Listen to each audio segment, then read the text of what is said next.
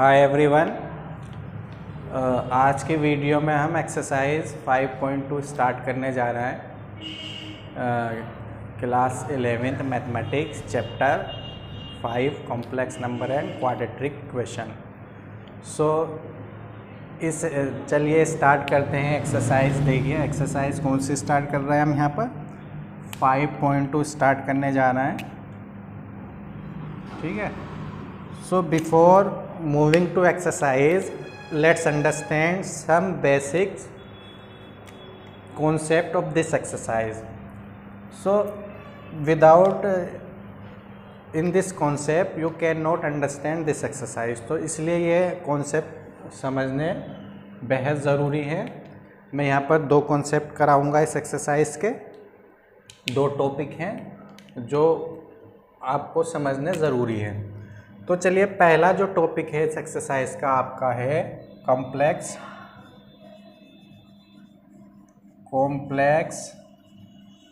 Plane और organ.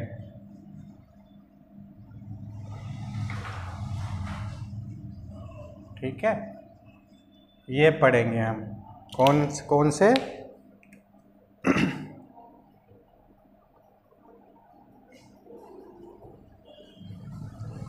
Complex plane, और complex plane को ही हम ऑर्गेन प्लेन बोलते हैं। इसको पढ़ेंगे और मैं इसको बेसिक से जोड़ूंगा आपके। देखिए, क्लास 10th में हमने एक टॉपिक पढ़ा है। क्लास 10 में क्या टॉपिक था हमारा? Cartesian plane.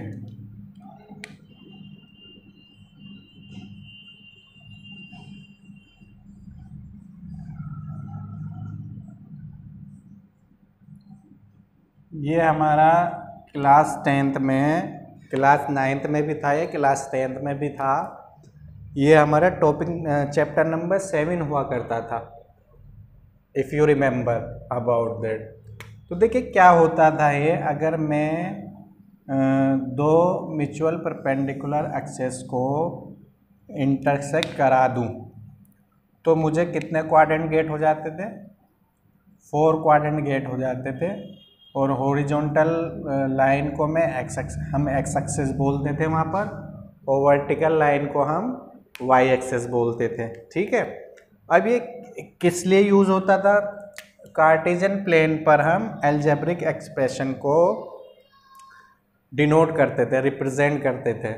जैसे मैं यहाँ पर 2,3 को रिप्रेजेंट करूँ। ठीक है, किसको रिप्रेजेंट करूँ? 2,3 को। तो क्या पोजीशन होगी 2,3 की? 1 2 3 4। ये एक्स एक्सेस पर है, ये वाई एक्सेस पर है। ठीक है।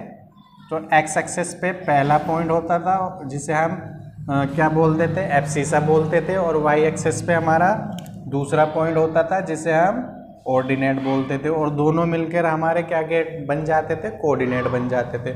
तो जो इसकी पोजीशन होगी 2, तो हम एक्स एक्सेस पर चलेंगे। 2 तो हम एक्स एक्सेस पर चलेंगे, और 2 ये आ गया। और वाई एक्सेस पे हम 3 चलेंगे। तो 2 और 3 ये आ गया। देखिए यहाँ पर आ गया ये पॉइंट 2,3 हमारा ये पॉइंट आ गया। We are familiar about they. तो फर्स्ट, ये हमारा फर्स्ट क्वाड्रेंट होता था जिसमें दोनों ही पॉजिटिव होते थे।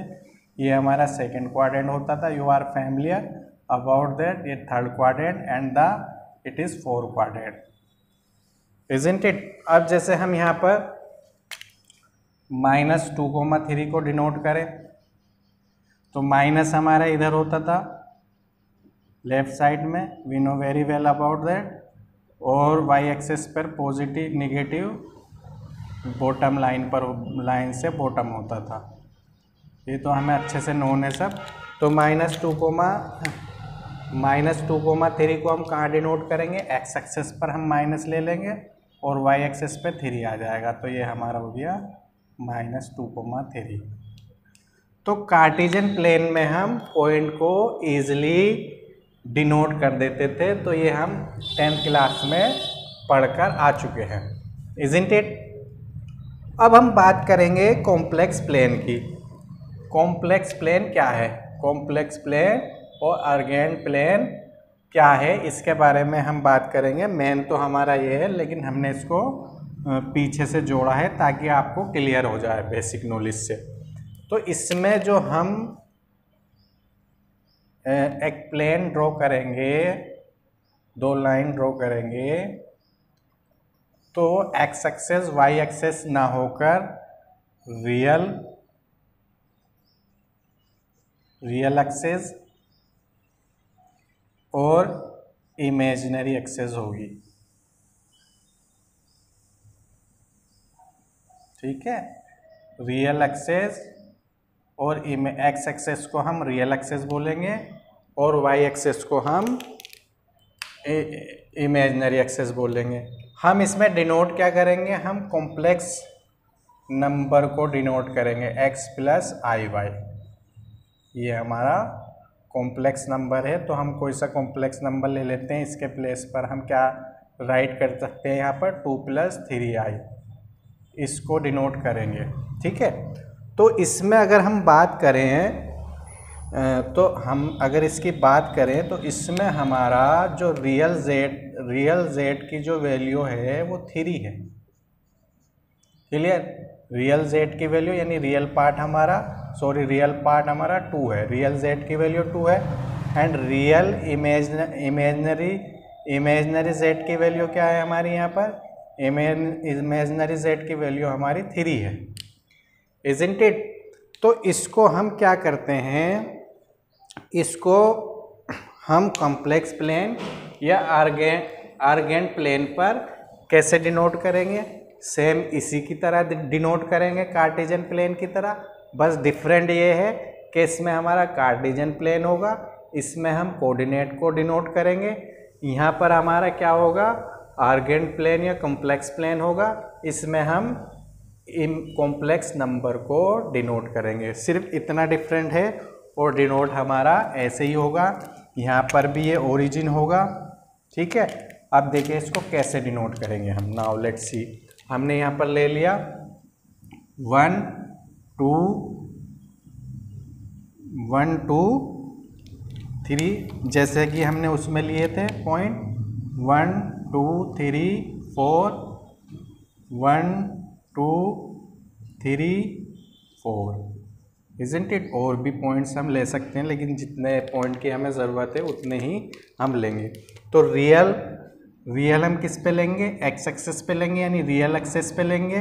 तो रियल हमारा 2 है, 2 यहाँ पर आ गया, और इमेजनरी हमारा 3 है, यहाँ पर आ गया। तो 2 के सामने 3 को ले लेंगे हम, ये एरिया। ये हमारा क्या पॉइंट हो गया, 2,3 पॉइंट्स हो गया, जो कि हमने कॉम्प्लेक्स नंबर 2 + 3i को किस पे डिनोट कर दिया, कॉम्प्लेक्स प्लेन और आर्गेंट प्लेन पर डिनोट कर दिया। ठीक है, अब अगर मैं इसको किससे ज्वाइन कर दूं, इस लाइन को मैं ओरिजिन से ज्वाइन कर दूं, तो ओरिजिन से जब मैं इसको ज्वाइन कर दूंगा तो जो मुझे डिस्टेंस गेट होगी उसे मैं r से राइट करूंगा। और r क्या है यहाँ में हमारा, यहाँ पर r मॉडुलस है। क्या है r, मॉडुलस। r को क्या बोलेंगे, मॉडुलस बोलेंगे।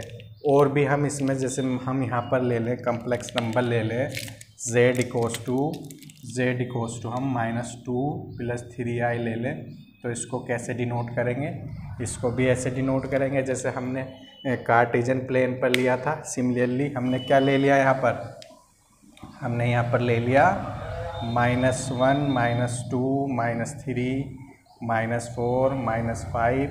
ठीक, और ये हमारा हो गया +1 +2 +3 +4।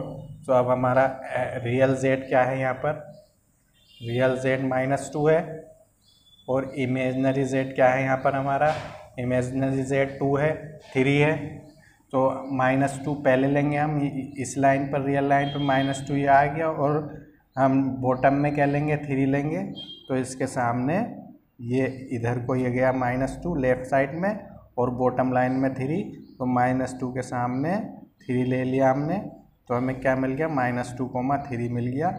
ये हमारा क्या डिनोट हो गया, ये हमारा कॉम्प्लेक्स नंबर डिनोट हो गया। और इससे इसकी जो डिस्टेंस ये आएगी ओरिजिन से कहीं पर किसी भी पॉइंट की जो डिस्टेंस होगी जो डिनोट करेंगे हम उसे हम r से लिखेंगे। और r we know modulus, isn't it. r क्या हो जाएगा हमारा मॉडुलस हो जाएगा। और जो r की वैल्यू अगर हम r की वैल्यू फाइंड करेंगे तो r की वैल्यू हमारी होगी x² प्लस y²। ठीक है, इसका हम यूज़ करेंगे मॉडुलस। हमेशा किसका यूज़ करेंगे? अगर हमें मॉडुलस फाइंड आउट करना होगा तो हम यूज़ करेंगे r = x² प्लस r²। अब इसकी वैल्यू रख दीजिए, इसमें पुट कर दीजिए वैल्यू। x की वैल्यू हमारी कितनी थी? पहले हम इसके लिए फाइंड आउट कर रहे हैं तो हमारी x की वैल्यू 2 थी, 2 डाल दो इसमें। और y की वैल्यू कितनी थी? 3 पुट कर दो। So we will get here 4 + 9, so √13 unit we have modulus here. Clear? तो हम ऐसे मॉडुलस फाइंड आउट कर सकते हैं।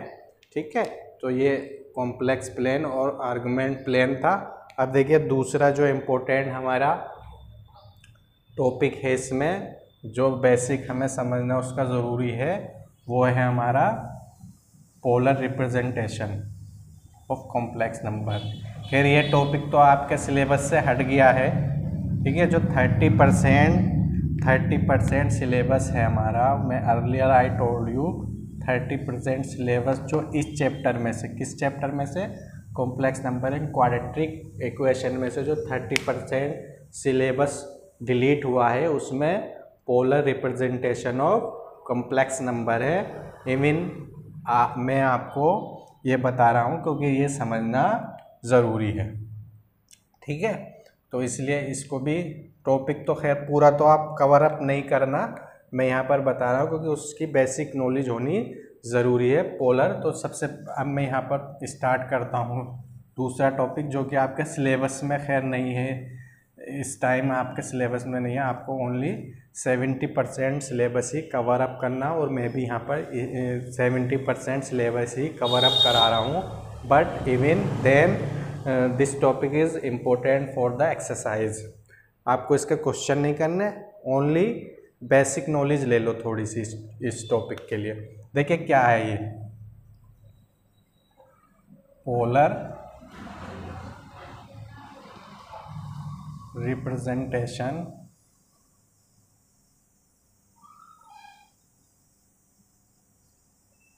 Of complex number.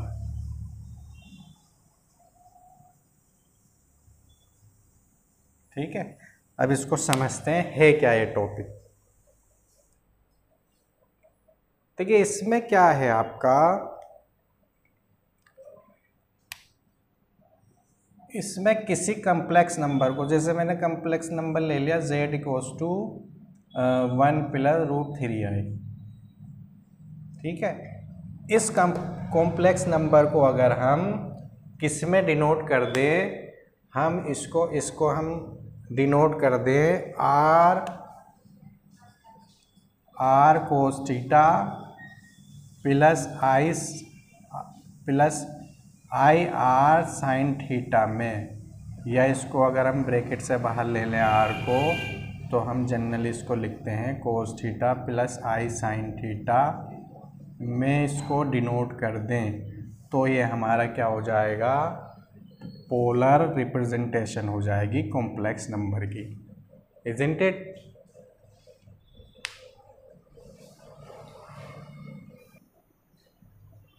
ठीक है, तो अब देखिए कैसे रिप्रेजेंट करते हैं हम इसको। हमने वो लिया आर्गेंट प्लेन ले लिया। ठीक, वैसे तो इसकी काफ़ी फास्ट है ये, लेकिन हमें ओनली टॉपिक तो हमारा रिमूव हो चुका है, लेकिन इसको समझना ज़रूरी है। ठीक है, तो देखिए यहाँ पर अगर मैं इन पॉइंट को डिनोट करूँ तो पहले मैं इसको किससे डिनोट करूँगा? x + iy से इसको मैं कंपेयरिंग करा लूँगा। तो x प्लस जब iy से मैंने इसकी कंपेयरिंग कराई तो x की वैल्यू मुझे क्या गेट हो गई यहाँ पर, x की वैल्यू मुझे यहाँ पर गेट हो गई 1 और y की वैल्यू गेट हो गई वहाँ पर √3, इज़न्ट इट। तो 1 2 3 1 ये रहा और y एक्सेस पे √3 की वैल्यू 1.732 होती तो कहीं यहीं पर आएगा, यहाँ ले लो, तो यहाँ मान कर चलो इसको, ठीक है, यहाँ मान कर चलो।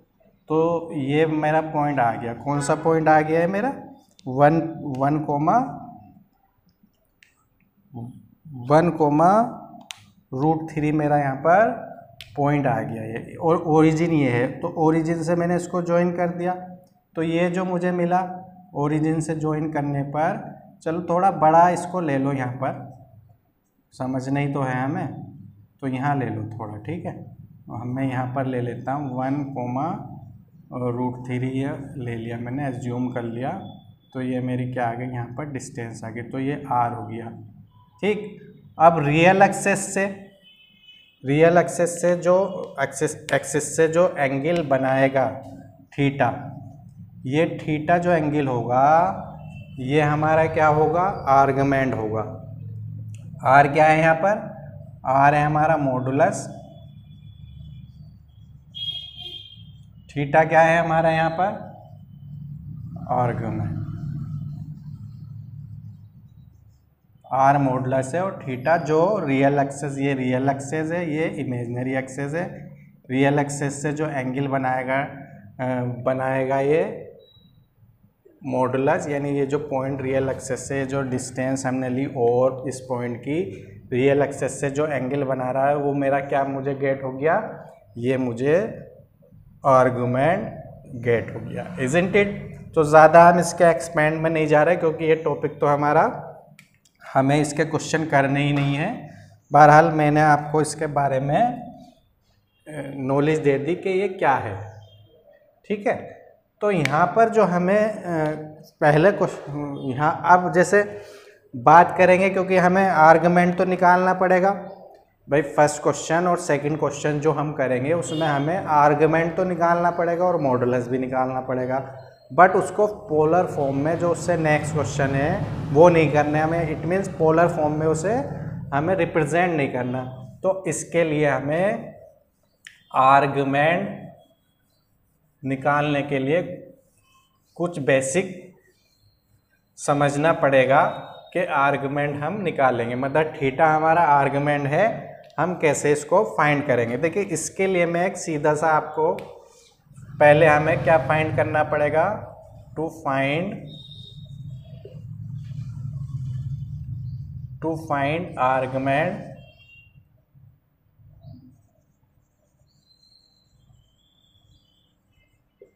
इसके लिए हमें पहले अल्फा को फाइंड करना पड़ेगा। अब ये आप पूछोगे कि अल्फा क्या है, ये अब देखिए मैं बता रहा हूँ आपको अल्फा क्या है।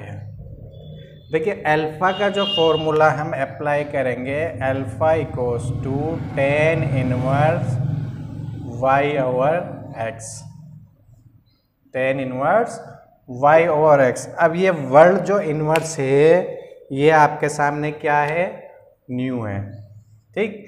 ये आप 1/10 को tan इनवर्स नहीं राइट कर सकते हम, ये बात ध्यान रखनी है आपको।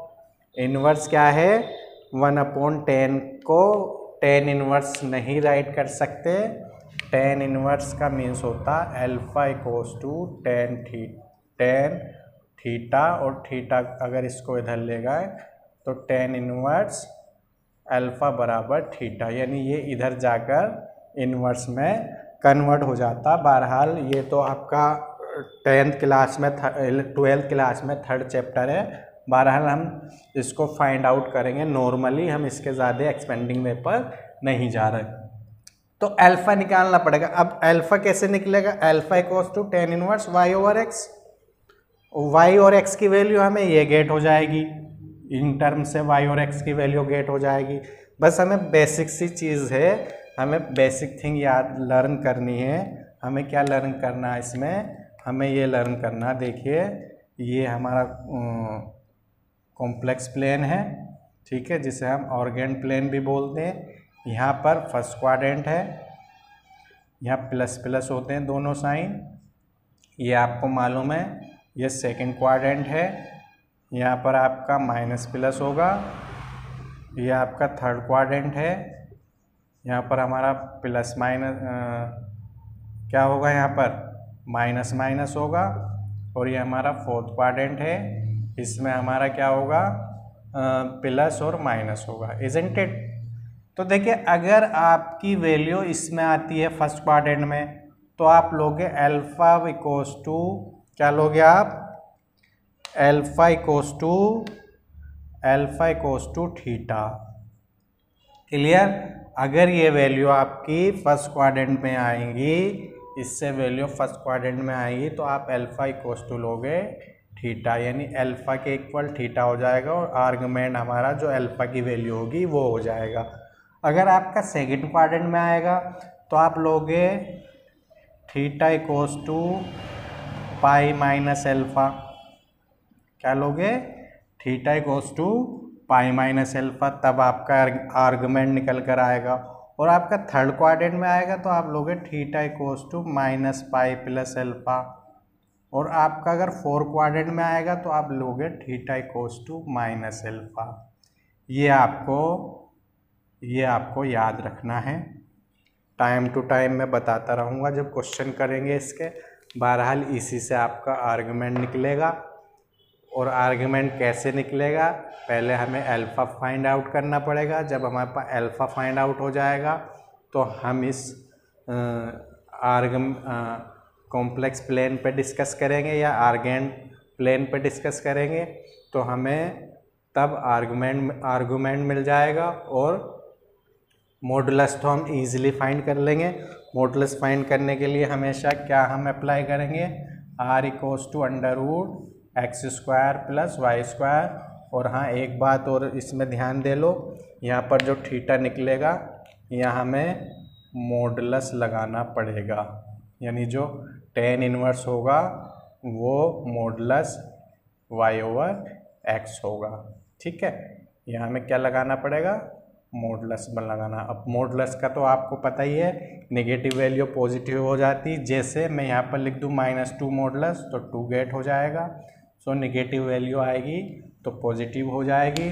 This is the basic intro of exercise 5.2. So now next exercise, this topic is the not related to our course because CBSE board already deleted 30% syllabus. So two topics in this chapter. First topic is polar representation of complex number and second topiक find the square root of complex number. ये दो topic आपके delete कर दिए गए हैं इस chapter में से, complex number and quadratic equation. Hope this ये वीडियो आपको पसंद आई होगी और चैनल को लाइक और सब्सक्राइब करना ना भूलें।